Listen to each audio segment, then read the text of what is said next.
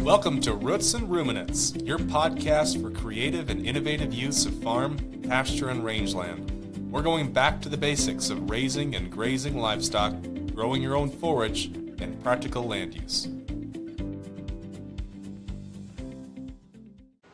And we're back. Welcome back, everybody, to another fine episode of the Roots and Ruminants podcast. First off, happy St. Patrick's Day.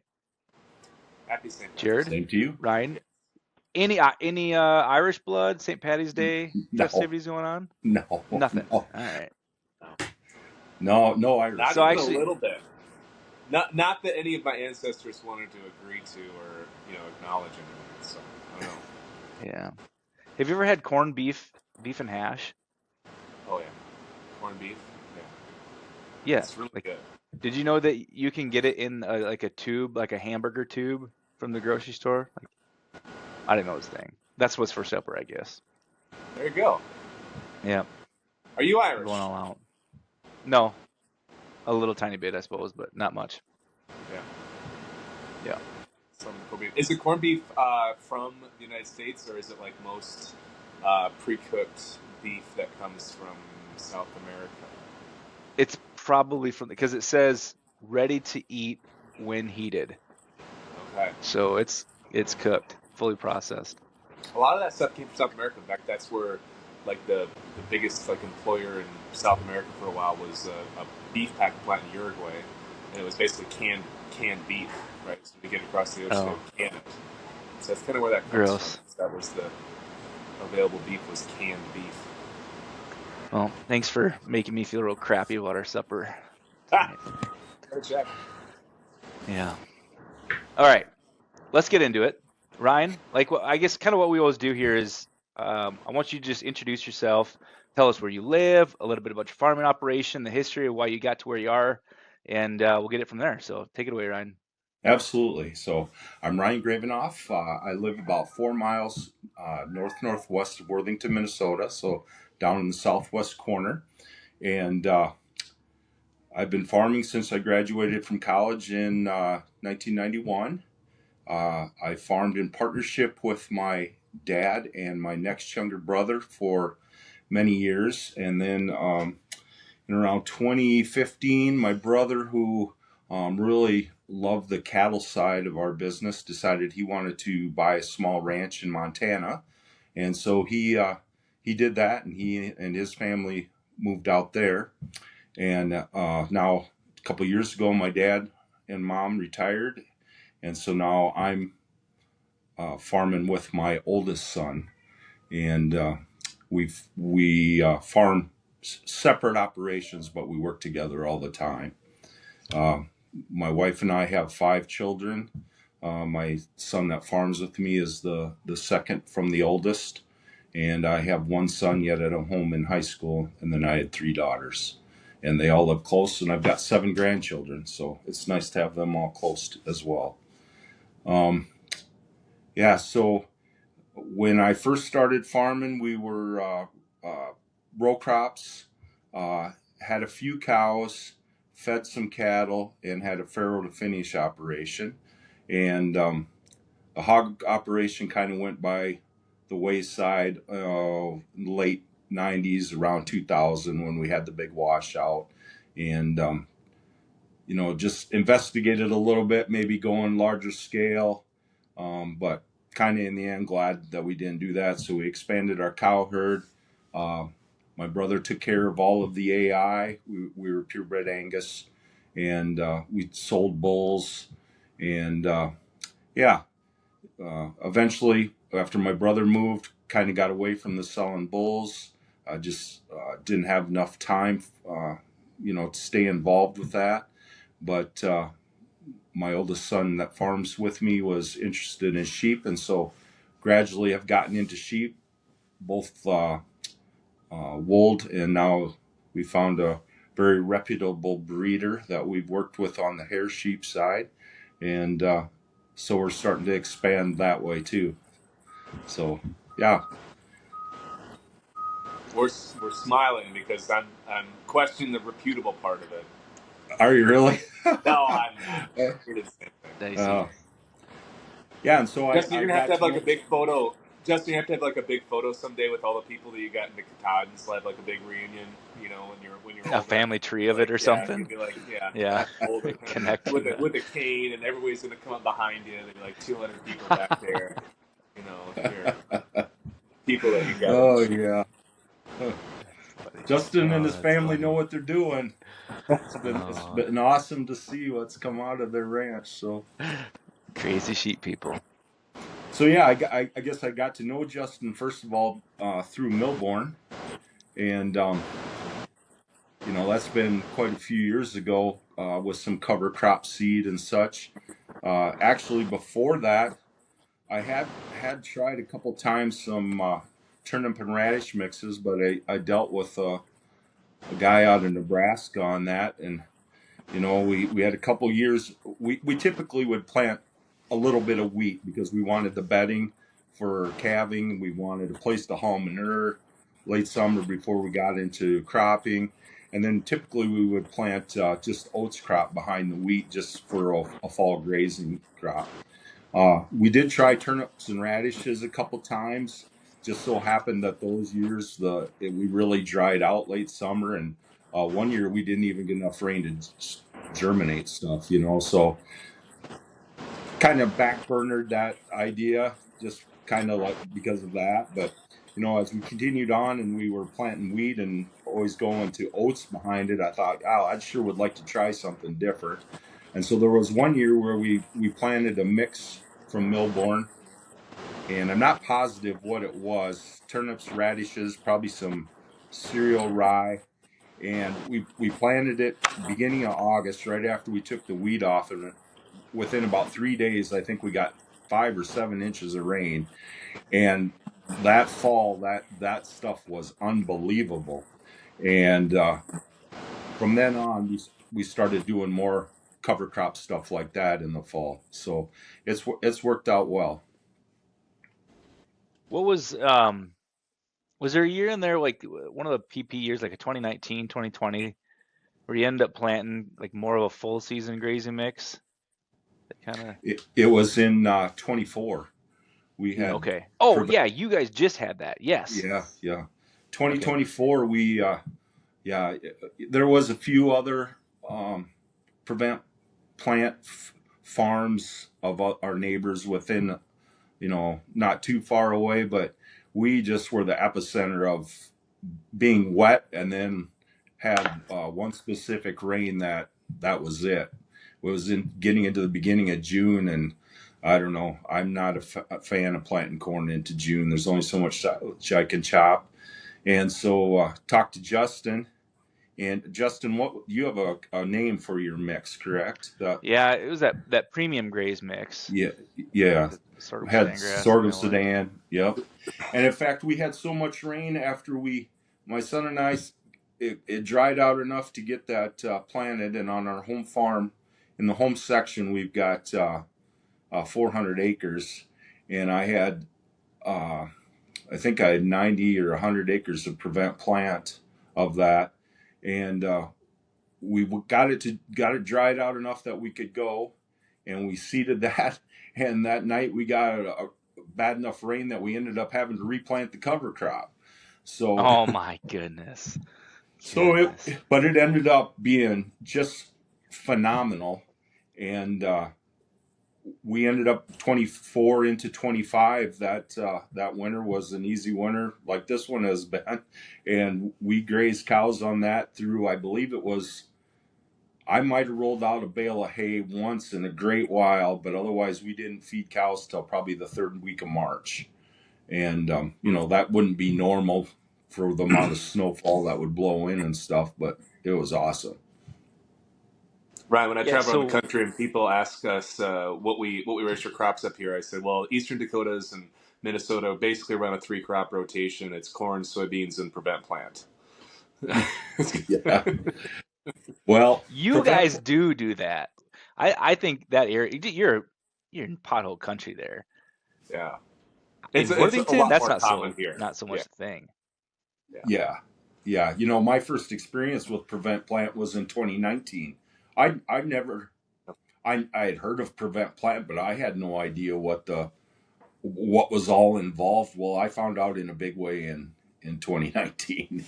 It was terrible Oh, here, Yeah, and yeah, that was a rough one for yeah, everywhere. It was so yeah, widespread. that's right. So yeah. yeah, No, we know then the dates by heart in our area. We know the plant dates by heart. It's something that's ingrained early on. The Yeah, not FSA something I usually want you're to in announces do the every first year. spanking year Clark farm. County. That's for sure.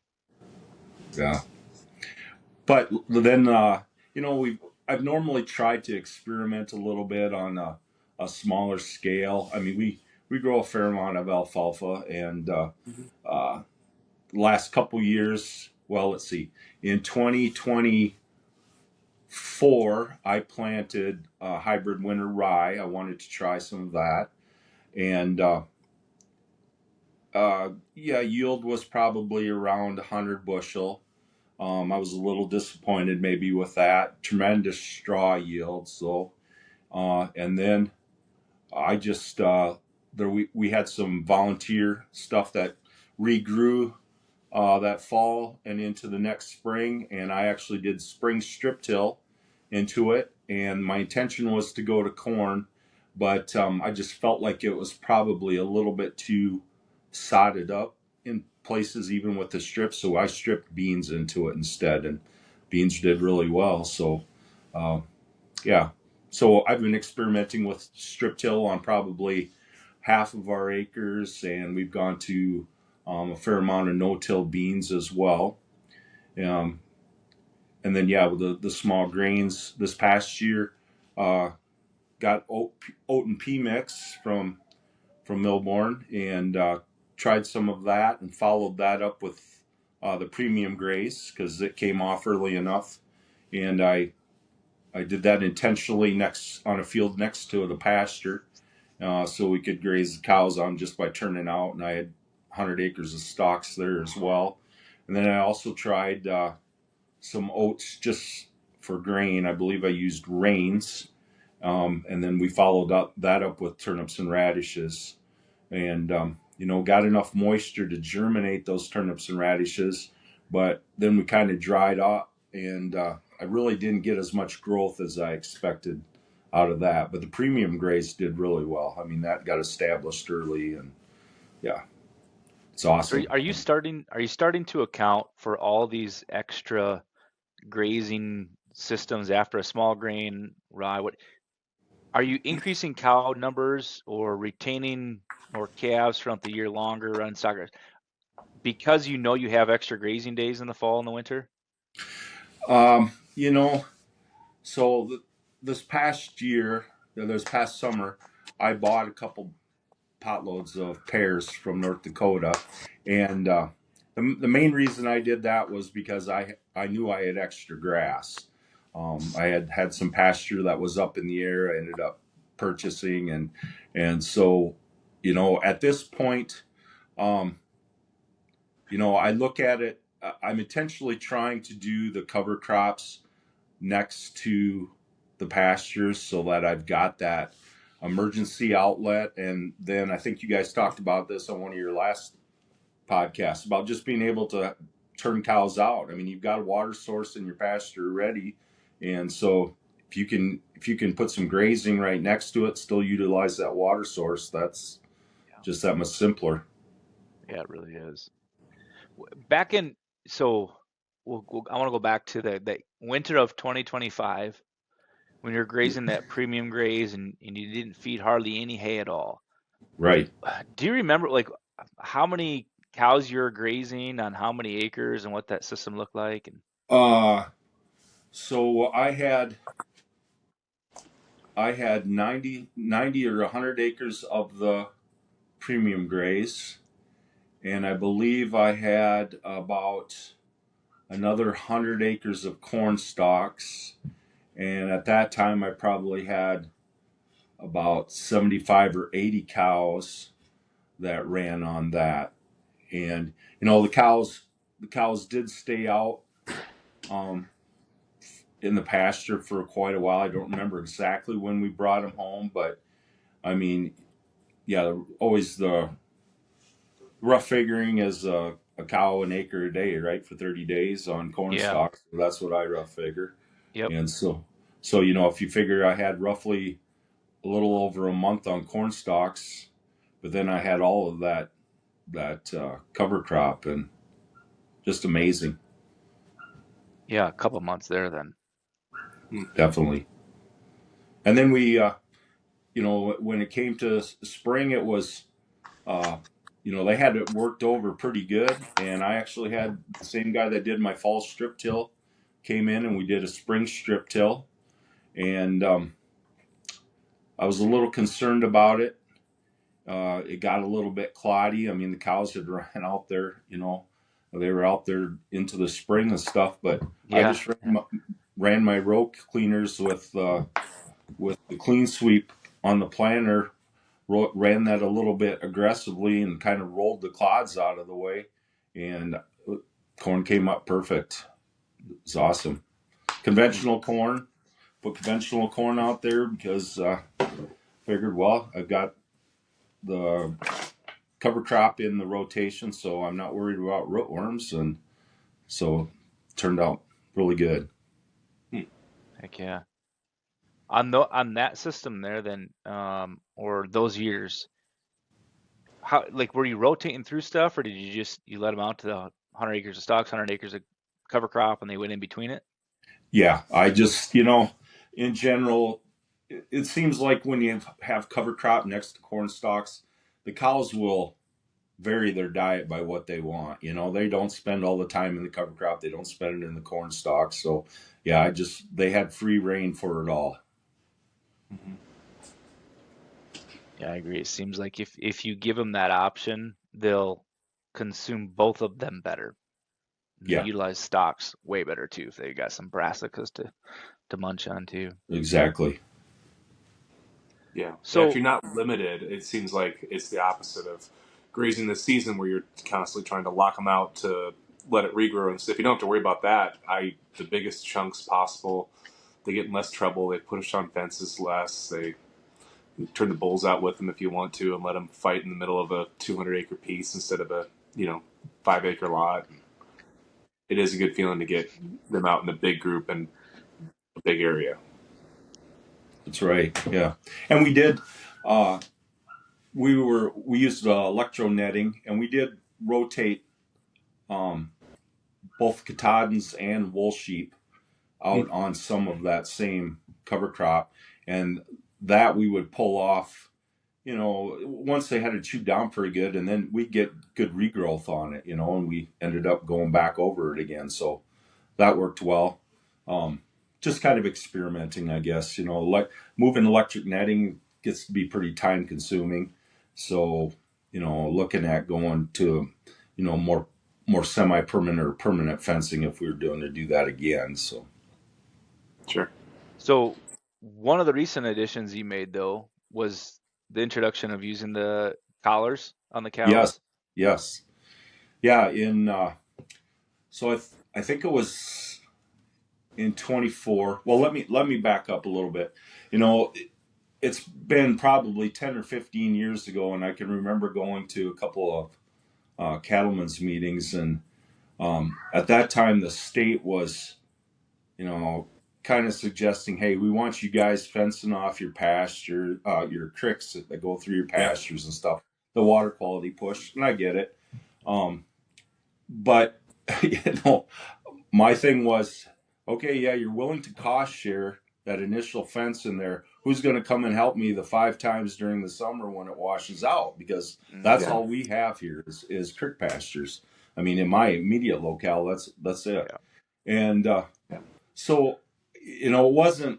I don't remember when specifically the Gallagher East Shepherd collars came out, but I remember, the talks starting at some point in the recent past about virtual fencing, and then in 24, a lot of organizations used the Inflation Reduction Act. We had all this money coming out to fund these projects and stuff, and Farm Journal came out with their Trust in Beef program.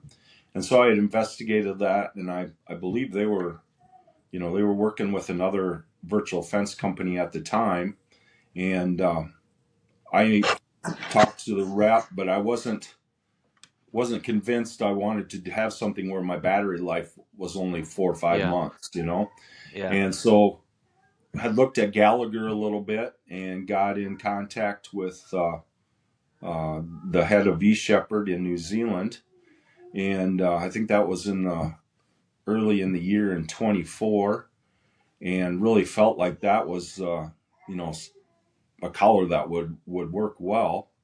Uh, didn't require a base station. It would work with cellular signals for the GPS. And just that seemed like a simpler way to go. So through my contact with him and his contact with Trust and Beef, they got on board with it. And so I got approved, and I got my first collars.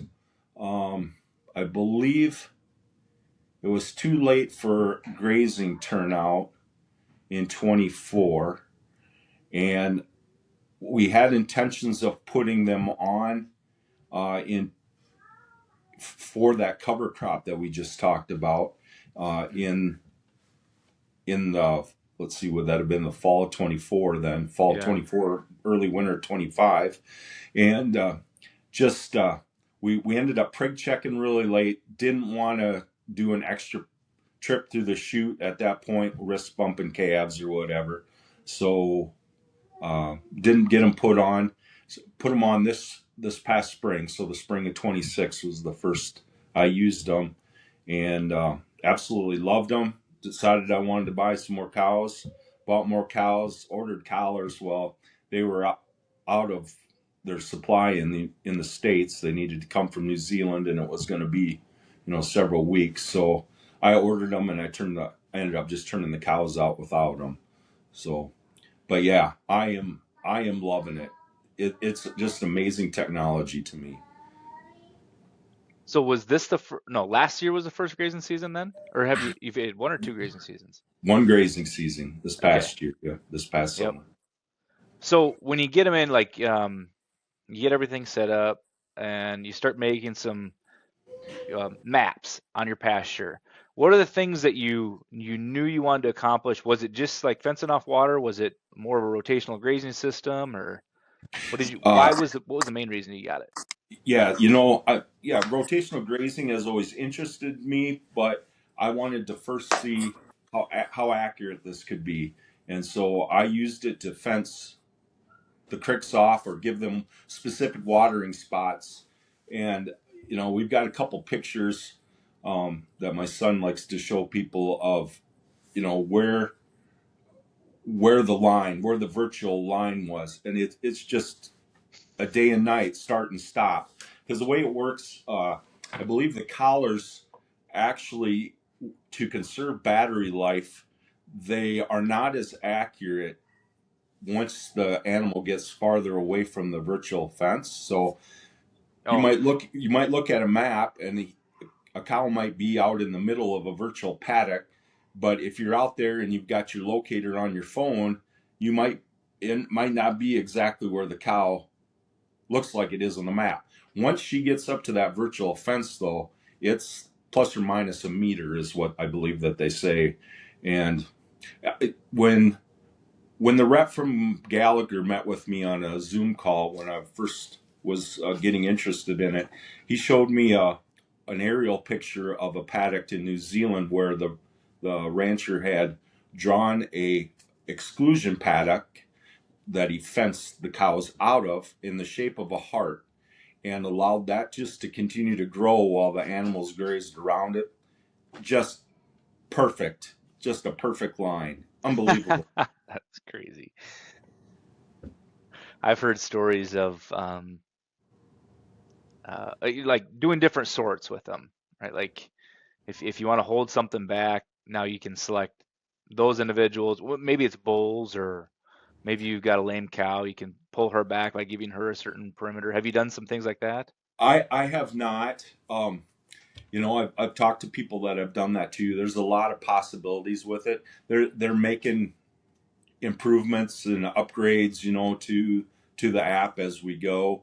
We just had the marketing team from Gallagher out 2-3 weeks ago, and I was going over some of the features with them, and I did not know. Well, I did know that if an animal is being chased, say, it computes their speed based on their GPS location. And so if it's being chased like a dog or something, it's going pretty fast, it will drop a virtual fence in front of them so that they don't get forced into a virtual fence and get a shock while they're being pursued. But now they also have something, and I don't remember offhand what it was called. I think it's return to paddock.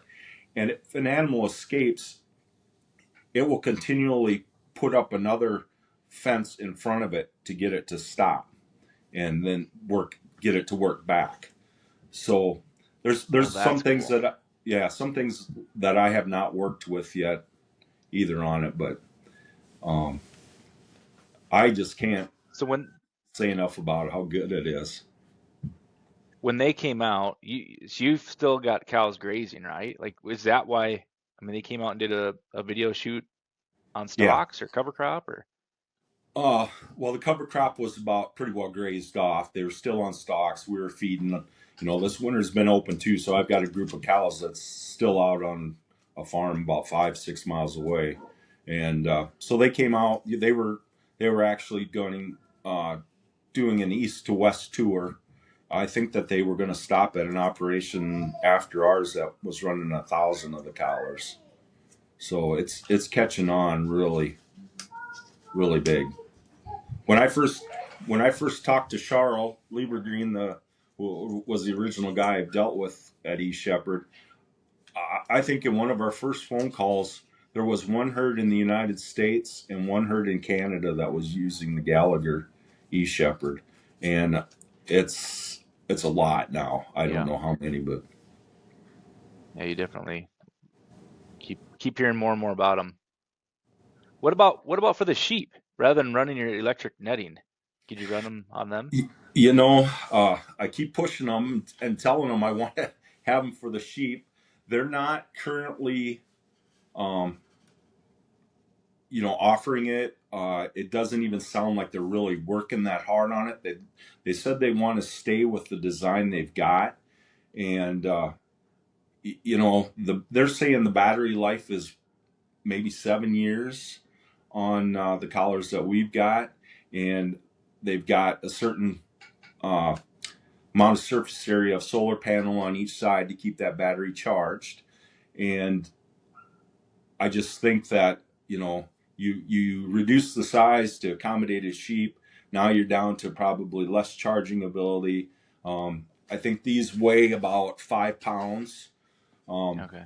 So you hold one in your hand, you think, jeepers, that's pretty heavy. So you think about a sheep. I don't know, sheep got pretty strong necks in my experience, but there are other companies out there, and I see them advertised for sheep.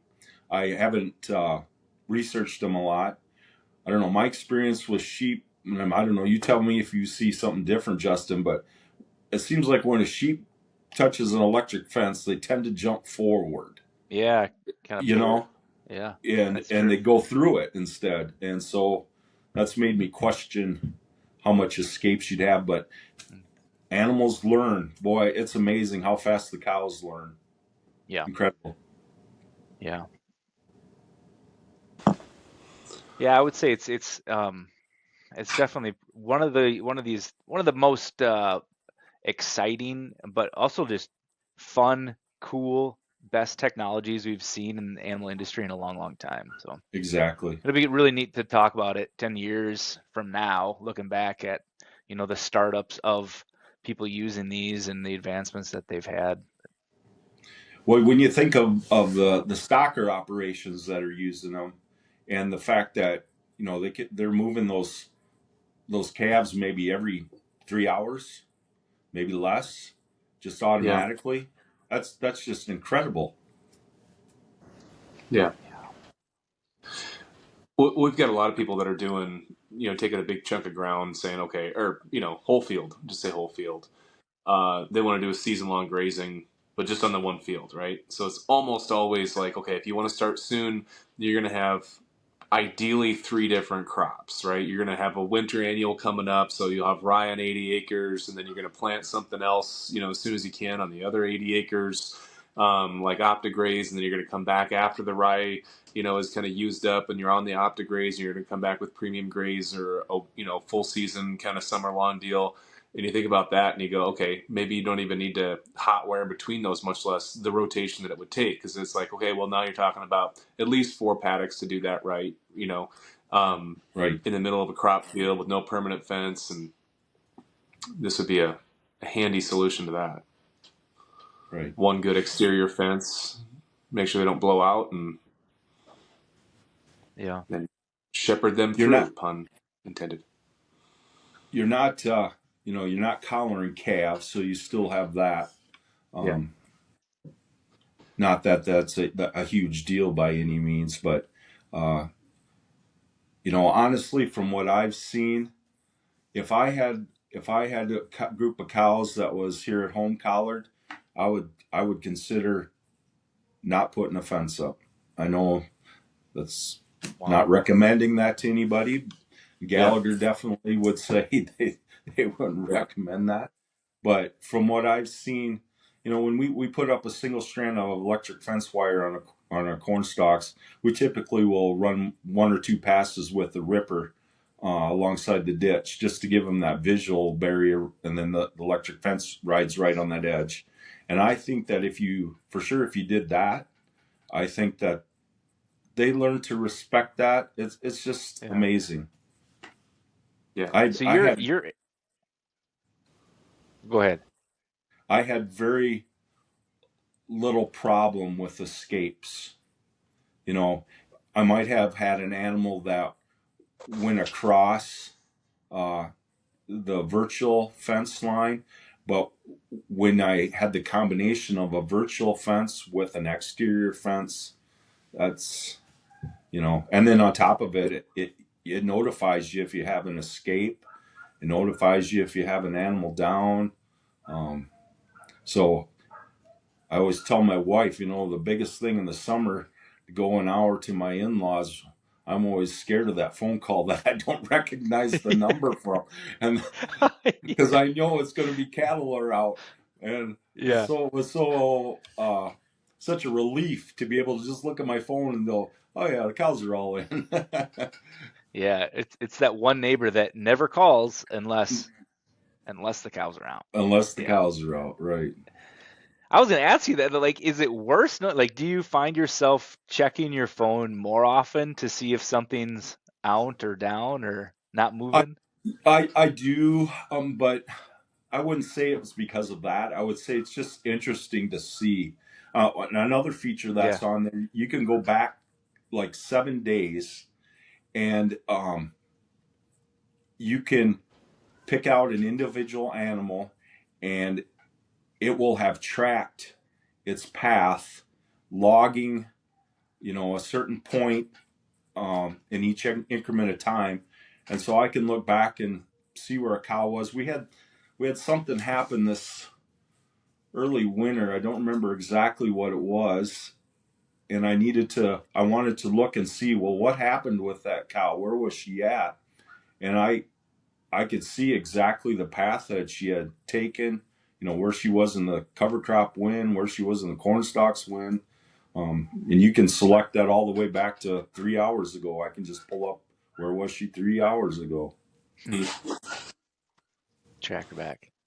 Jared, have you seen anything come through, like, whether it's like BLM ground, other agency allocation, grazing allotments and stuff, where they're now requiring collars to be part of a grazing plan? I've seen it, probably in the far west, used as more exclusionary areas, for leks, for breeding ground for birds, for there's a slick spot peppergrass, which is an endangered grass species out in Idaho, Nevada, on public ground that would have either a fencing enclosure or keep them out of riparian areas. I probably maybe have seen it used as more a value proposition for excluding, kind of like your initial, Yeah. value prop was, Ryan, is like, okay, I don't want to fence these creek bottoms out. But I get that maybe they shouldn't loaf in there, 90% of the time in the summertime because it's muddy and wet. We can just kind of, keep them out of most of it and let them heal up a little bit. Um, I've seen it maybe more that way because it gets trickier in the bigger country out there because your water sources are so few and far between. You know what I mean? That it's hard to create to say, hey, we're going to push you out this far. Kind of tricky to say, okay, today we're going to take you 2.5 miles away from this water, a mile and a half from this water source and push you up here.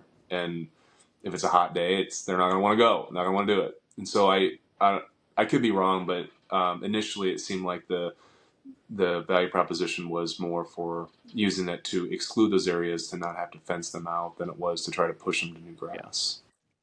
Yeah. And Well, usually those allotments are I would say restrictive enough that, for the most part outside of drought, they're not, going to be able to, they can only put so many out there anyway. So maximizing forage utilization really isn't top of mind because it's generally abundant except for in cases of extreme drought. Sure. Well, I'm working on a little bit of a project with U.S. Fish and Wildlife and Nature Conservancy, and last year, as we talked, and one of the guys from Fish and Wildlife / I think he's also with our probably one of the watershed districts. He had gone to a couple grazing schools where they had talked about virtual fencing, and some of these wildlife management areas that they've opened up to bid grazing, they sounded like they were really interested in seeing all that technology would work out there.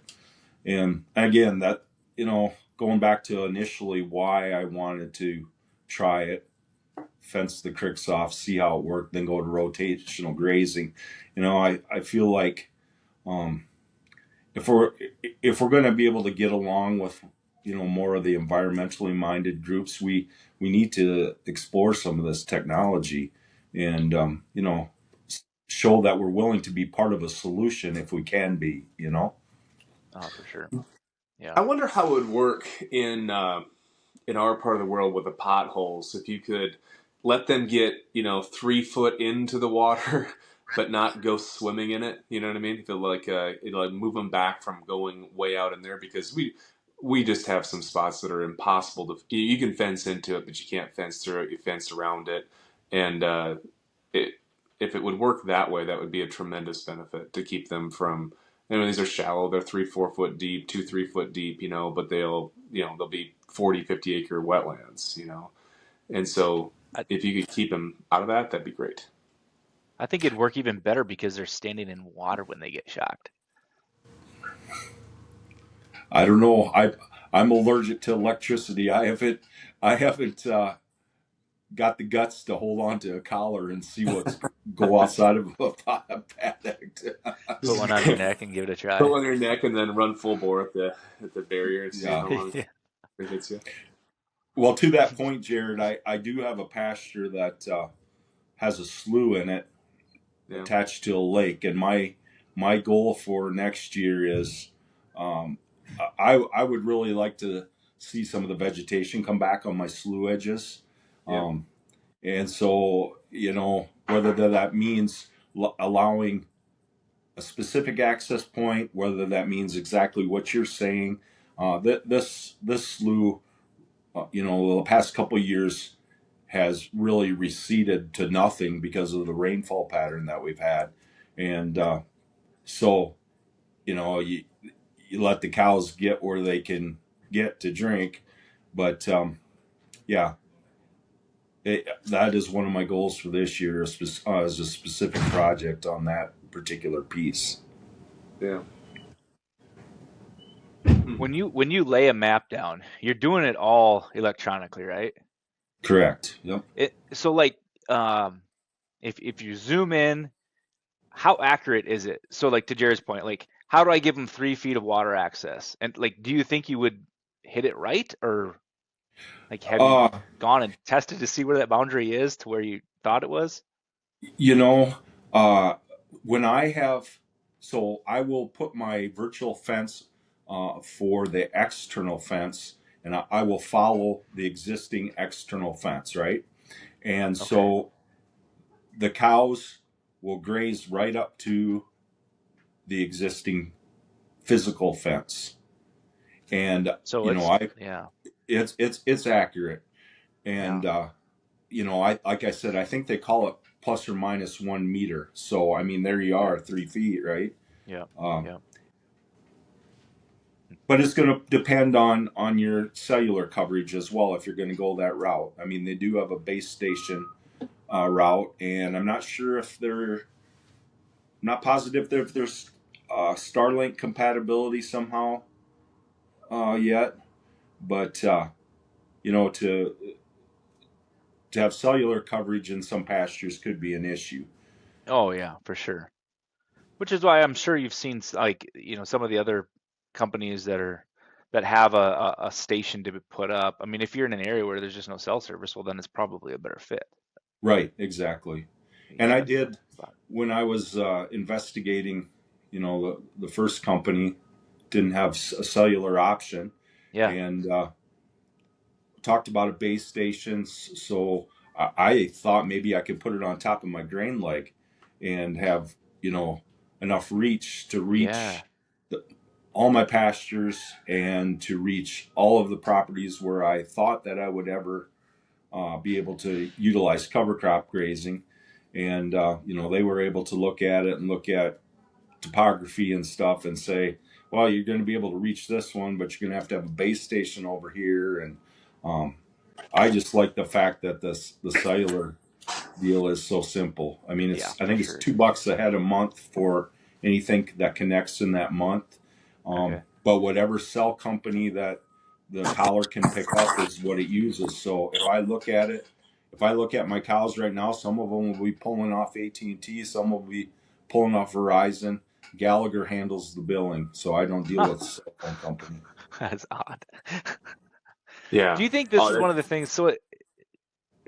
What I was saying, like in the time of where we are probably about to start herd expansion, this has got to be one of the things that allows it to really go, right? Like things are getting easier. If you're, I don't know, like if labor is a concern for you and it's hard to fix fence, why not just stick a collar on them so that you don't have that concern? yeah.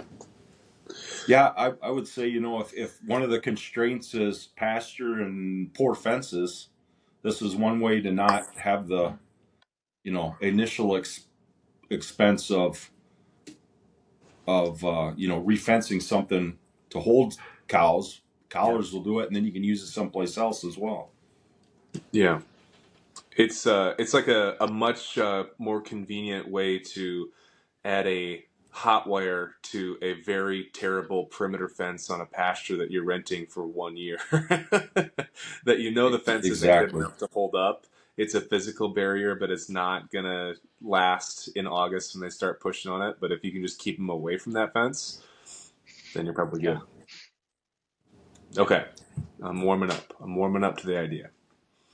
I honestly, I mean but I mean the cell data thing makes a huge difference in my mind because otherwise you're looking at towers and things like that. It's like, well, the pastures that again, outside of some of those slough issues and water issues, the pastures that I have access to and know I'm going to have access to, rent, lease, family stuff, own, whatever, for the next 10 years, I can put those improvements in, right? As long as they're not wash out. I can put the cross fences in. I can put the water I want to. I can do a lot of that. It's the stuff that I don't know if I'm going to be here next year or not, but I want to take advantage of it. That Right. seems like it would have even more. But then it's like, okay, I'm going to buy a tower for that. I'm going to buy a tower to put over on a 240-acre piece that I don't know if I'm going to, be on 2 years from now or not. Here, it's like, okay, these two pastures, these three pastures, they get collars because they have special need management issues, mostly from external fencing standpoint. And then I can also take a better advantage of it from rotating too. That makes sense. Yeah. I wouldn't Yeah. even consider cross fencing on our pastures from Yeah. a Yeah. washing out standpoint. It's going to get washed out. Yeah. Yeah. So, Ryan, you mentioned that your brother moved to Montana Yes. and has a ranch and runs the cows out there. Yeah. What what do you like about the idea or really how it is as far as ranching in Montana versus running cows in Southwest Minnesota? Well, you know, I guess when have thought about Montana in the past, about weather and stuff, I think, boy, tough, tough conditions. To me, that's not how it is. I mean, yeah, you get your snowstorms and such, but it might be 50 degrees 4 days later, right? Yeah. And so it's, I feel like the weather would maybe be, in general, a little bit easier to put up with. I mean, I think you guys mentioned in one of your last podcasts, the reality of central South Dakota too. It's a different world, It does change. You get over here, Buffalo Ridge, and boy, I tell you what, the wind blows, and it's just different. But I do think that no matter where that you're going to set up shop, so to speak, from an investment per cow standpoint, I think you end up spending about the same amount of dollars per cow on a land basis any Yep. place you are. When you factor in productivity differences, you're always going to be in a certain range. Now you get maybe out west in a lot of areas where you can stockpile and winter graze. Okay, you've got it probably a little bit simpler, so to speak. I mean, that's the way it looks to me, maybe. But I just feel like the investment in land is similar no matter where you're at. That's my opinion. I agree. I agree. And as you go south and east, it actually gets cheaper, but then you actually have to spend more money on an annual basis for brush removal and things like that we generally don't have to spend a lot of time and money on. Yeah. Sure. But the Yeah. farther north and west you go, it seems like it's the same, or they're a little more expensive, but you don't have to deal with some of the stuff that we have to do to the south of here. Yeah, I agree. I've looked at that too, and going western South Dakota, western North Dakota ranch land being cheap, and then you figure it out in the carrying capacity, and it's like, wow, it's the same. It's a third of the price and a third of the productivity. Exactly. Yep. So that begs the question then of why we don't, do more intensive grazing on crop ground around here, right? And so, yeah, hopefully with the collars and yeah, the way that crop economics are right now, cattle economics, it makes it look a lot better. And you guys addressed that, I think, too, in one of the last podcasts. So Yeah, I think there's gonna be people that play around with it a lot more here this coming spring especially. There's going to be a lot of cropland that's planted to grazing acres just to graze.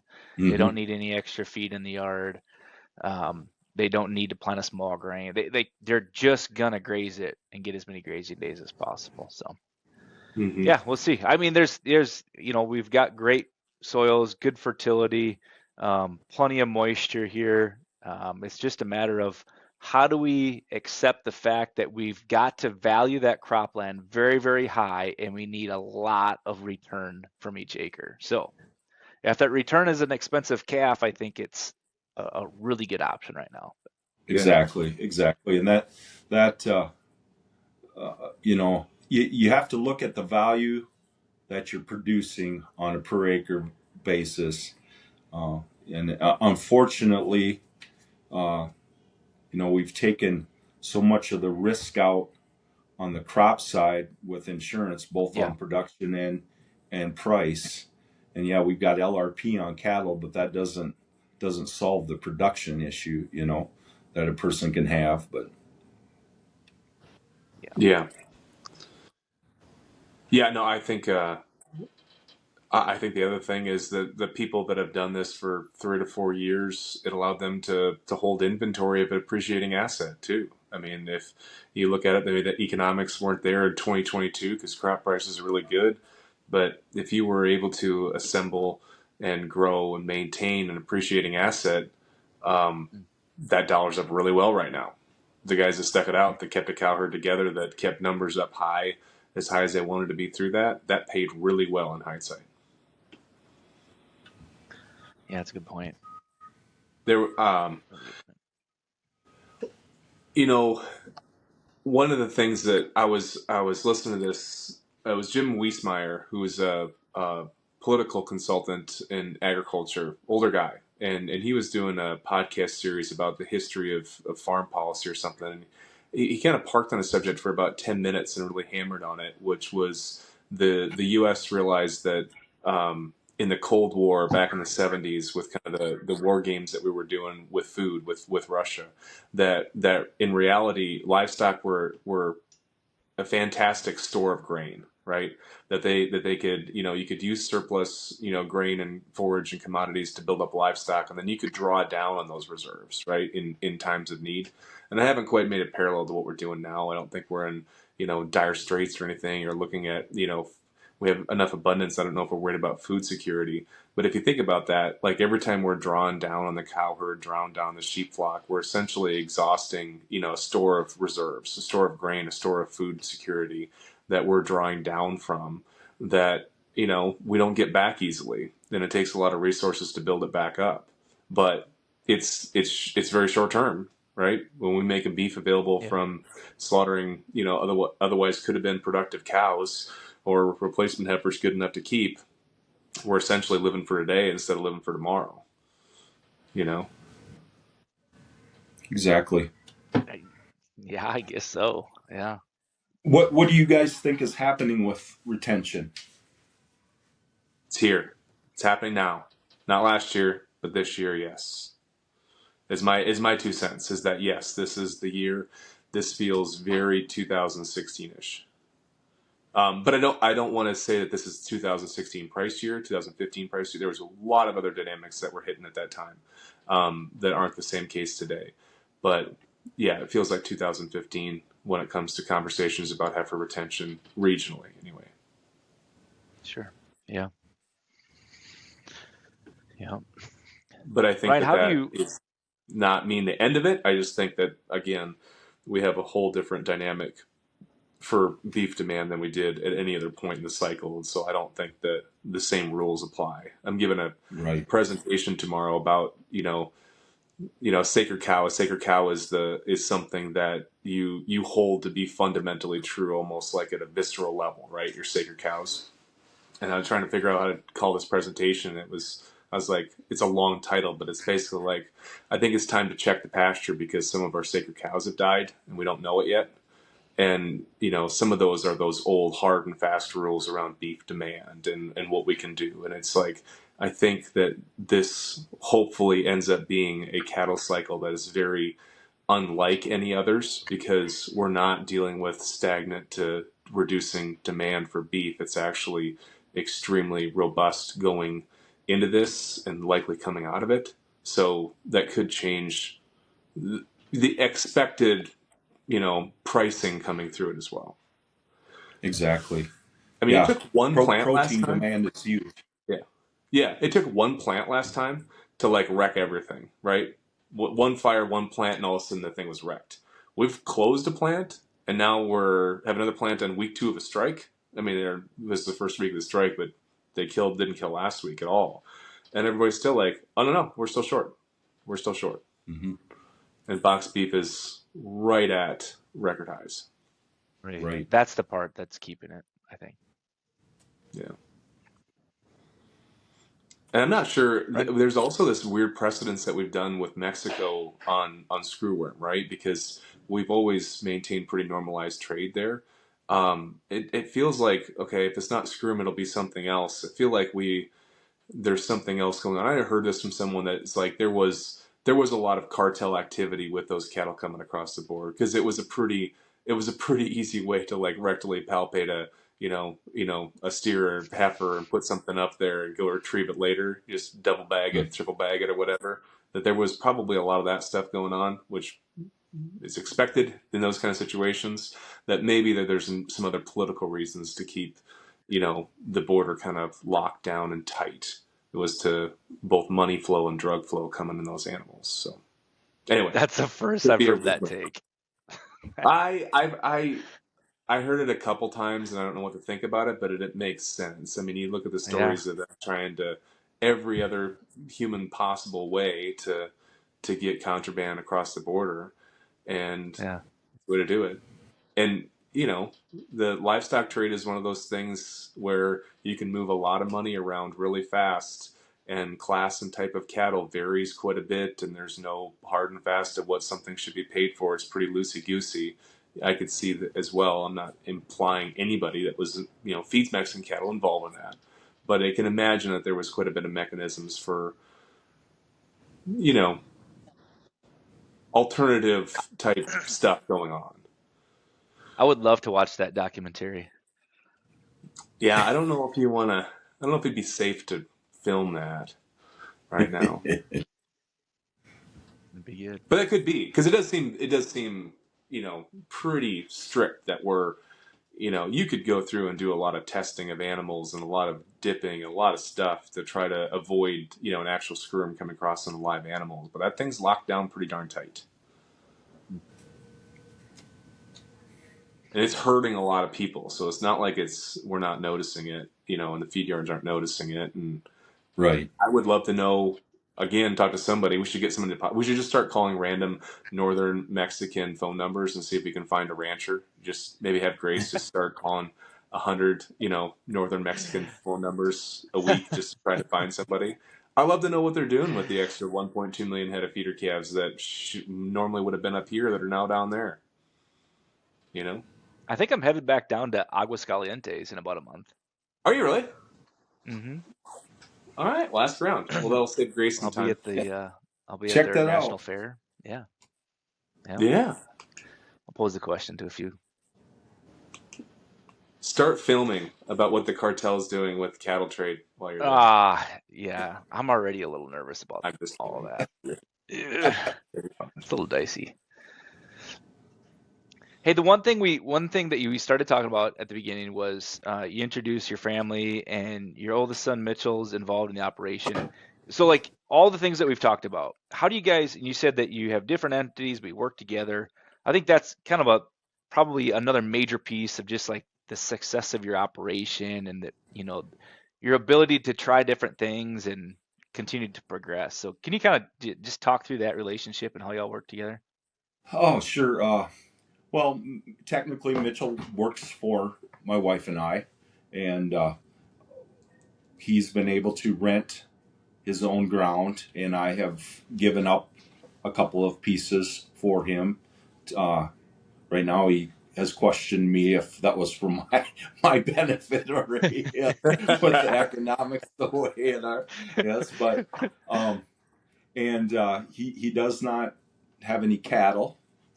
But he and his wife had wool sheep and now are getting into the Katahdins. And so, yeah, one thing that we didn't talk about this past calving season was my first calving season since we've started that I've calved in May and June. Otherwise, when we were selling bulls, we always started around the middle of February. And it just got to the point getting old enough that being able to brag about 2 a.m. checks in a blizzard in February just didn't hit me the same anymore. And I guess you guys are always spot on, in my opinion, what you're talking about. And one of the last couple of podcasts, you talked about the value of different weights of calves in the fall, and how much, Yeah. how little differential there is in some of those weights. And so, I decided to push our calving back. From a health standpoint, we never really struggled with scours, more respiratory stuff, and that helped out immensely for that. And then it freed up our facilities. We have the original barn my grandpa built is where we would calve in, and that freed that up. So now, from I think we lambed in. Well, we had some lamb in September, I guess. September, November, and then right on through now, we've been lambing in that facility. So I feel like, I didn't have to spend much money, to be able to add an enterprise. If the cattle have a windbreak and you can get some feed to them, you don't need to have the buildings. I mean, they've proved that out west, and Yeah. so. Yeah, we're having this conversation with someone about calving shelters, right? People are starting to calve already, and what do you have for calving shelters? And they get disease in there. I don't want them to go in there. And the nice days, and they go in there and they just kind of foster disease, and they're always the wrong direction. And you got to go scoop them out if you get too much snow and everything. It's like, what do you do for calving shelters? It's like we have like hundreds of them, and they're a perfect 102.5 degrees. They deliver antibodies to the calf 24/7. They're cows. They're cows. The cows are the calving shelter, and then when it warms up, we let them calve. Like, oh, that makes sense. Yeah, and we did calve. I mean, we kept all the cows home, and we would calve and let the cows pair up, and then we'd haul the Yeah, group out. So it's not like I'm calving on grass, but yeah, same thing, same here. Yeah. And it it's a rush. I mean, you're moving them fast, and you're taking 5, 6 day old calves out, and sometimes 3, 4 day old calves out too. I mean, but at least everything's happening at once. And that's what it's like. Okay, this is the season. You're calving and you're hauling. You're moving. You're trying to move things fast. It's for us the way we do that too. I'm sure Ryan may have the same thing, but it's tight. I mean, it's like we wouldn't want to calve much earlier, but we wouldn't want to calve much later. The way we're doing it, it's like there's a go time and it's a short window. it is, yeah, and especially when you're trying to get crops in, and Yeah. that's the one thing that's a little up in the air if we're going to be able to handle that all at the same time continually. But uh, yeah, one thing with turning out a couple day old calf, a cow wants to head out right away when you turn them out on pasture, and they take off and leave the calf behind, and the calf will right away lay down, and well, if the cow comes back and knows where it's at, that's not a big deal. But yeah, we did have a couple last year. Well, one for sure, she blew through the virtual fences, and I think actually what happened was, her calf was kind of running ahead of her, and she was causing the problem, Yeah. and making the calf go. So she went through the virtual fence, and I had left a wire gate open at the back of that pasture into another paddock, and of course she went through that, and I could have left her, but we weren't sure exactly where the calf had gone. If he had just kept going and she stopped at the fence, and so I watched her for probably for 24 hours. I just kept uh, checking the tracks on the eShepherd app, and couldn't really pinpoint where it was at. The grass was really tall, couldn't find the calf, so we ended up going out in one morning right as it got light, and there was enough temperature difference that we were able to locate it with the thermal on a drone. So found the calf that way, and then got them back in. And as we were bringing them back up to the rest of the cows, we had some hay bales up on an alfalfa field up on the high side of the pasture, and there was a coyote laying up on top of the alfalfa bales watching us. So I don't know if he knew Yeah. where that calf was too or not, but Yeah, there's some things I want to change there and try. This year I'm going to try a pasture of just 6+ year old cows, confirmed singles, shouldn't have any issues. Just they're going to be June 1 calvers. Just take them to grass the 15th of May and go right around there and make sure nothing's going on too crazy. But just something like that to kind of take care of that workload too, because it is not without some extremely long days, and the days are long that year, so you can work into the night without having to be in the middle of dark. But right. it's maybe a little bit too much of a going on at once doing that. So I'm trying to figure out ways too that I can just kind of lessen that load a little bit.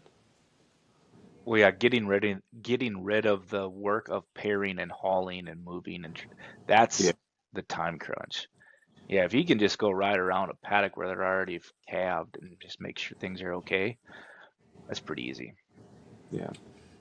One thing I don't miss or didn't miss this past year, uh, you start calving in February, and we're fortunate. We've poured a lot of concrete over the years, so we're not in the mud. We're on concrete, and but when you can't haul manure out in the field, and you end up piling stuff and mixing bedding with slop, so it will pile, and moving it from one place to the other because it just doesn't get cold enough overnight to get rid of manure. Oh, I hated that, and I mean, if you can pile it and keep it away from the cows, and cows are still going out in the field, that's huge. Saves you so much hauling. Yeah. Okay, a few things from last podcast. I got more feedback, Justin, than I think I've ever gotten, or as much as I've ever gotten on a podcast, talking about the way in which we were preparing meats. And noticeably, there was a few methods, very elite methods of preparing meat that we had missed. I think Ryan, you had one that you wanted to bring to light. Ceramic cooker. I've got a big green egg. I love that thing. I think, Jared, I think you made the comment you don't like hamburgers with the smoky taste like you would you get off a pellet grill, and I don't like that either. I like a hint of smoke. I don't like hickory smoke, one bit, or mesquite. I don't like that. I like a touch of fruit wood, and my green egg. I've been able to do that. Meat will only take smoke till about 140 degrees, and the pores close off on your meat, and you're not getting anything for flavor anyway. And I just did some Korean barbecued ribs here about 2 weeks ago, and wow, incredible. What makes them Korean? Spice mixture. Gotcha.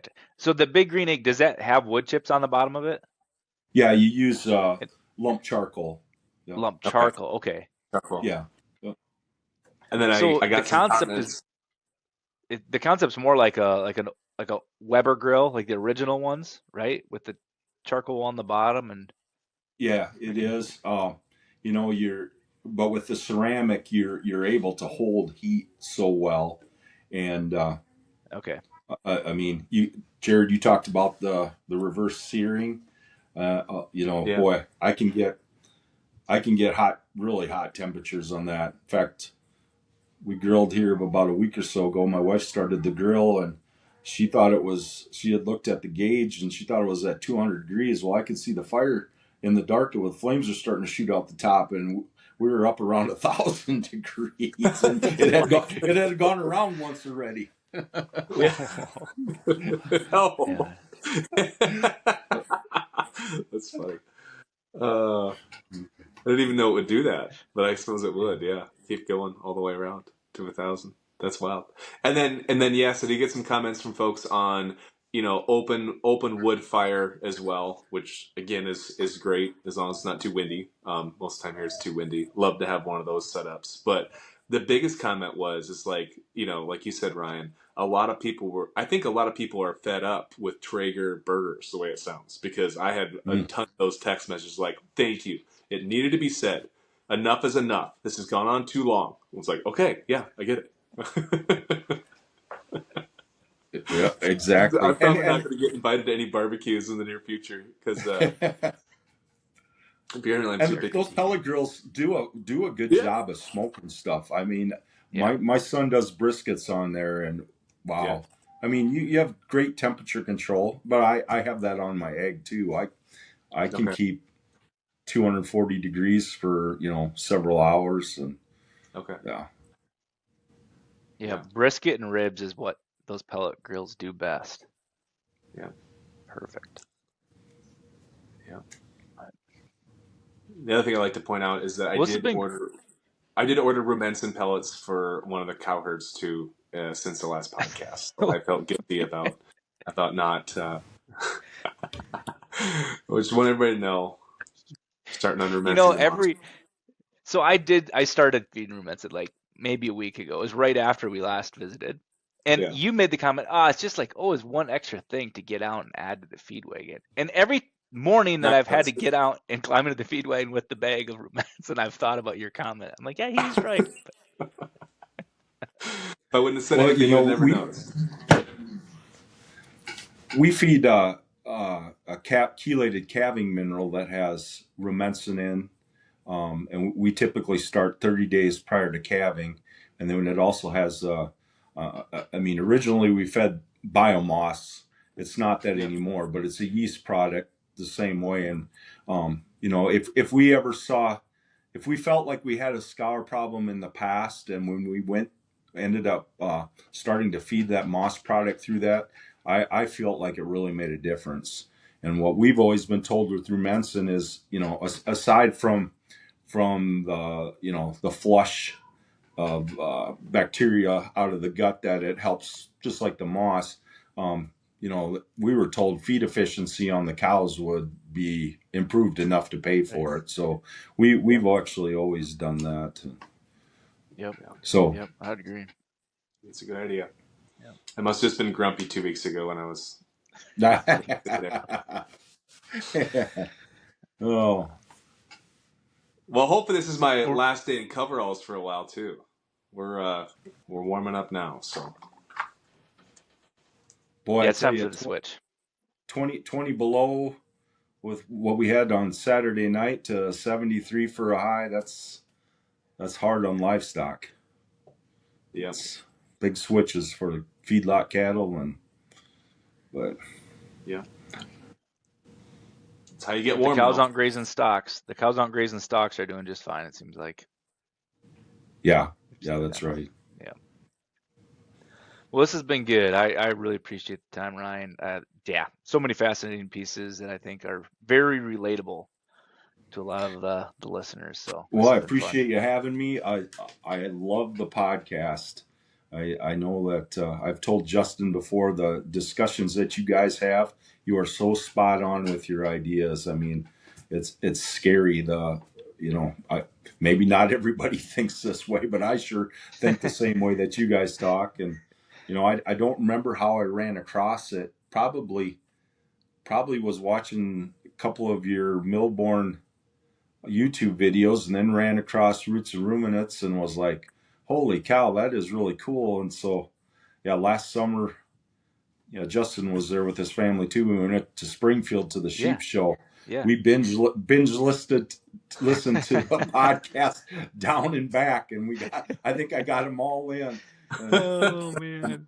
My youngest daughter is in her 20s, and she came along with us. And then my son, I was showing sheep in high school, and they really were interested in it too. So if you guys can hold the interest like that, that's pretty dang good. So appreciate the time you put into it. Well, that's awesome. Thank you, and thank you so much for being on. I appreciate it. Yeah, Justin and I do a very poor job ourselves of telling it, because I run into people all the time, close friends, are like, "You have a podcast?" It's like, I think it's like 120 episodes now. Like I rarely talk about it in my day-to-day life but I'm glad people find it. Yeah, for sure. Alrighty. Well, that's a wrap. Thank you to all of our listeners for listening. And maybe we should actually ask listeners to share it. Yes, Get more people to hear it Justin too. and I So don't. please Let's share ask it. There you go. all of you. The goal for the next 2 weeks is tell 3 people about the podcast. There we go. I thought I got a T-shirt for being on. Roots and we'll make Ruminants one. T-shirt. All right, there you go. Hey, thanks, guys. Appreciate Alrighty, it. we'll see you. Thanks. You. Well, we hope you enjoyed another episode of the Roots and Ruminants podcast. Let us know what you thought of it. You can follow us on Instagram, Facebook, Twitter, all those social media things. And, if you ever have any questions, just give us a call. We've got a toll-free number here at 888-498-7333. Be glad to hear from you. Thank you.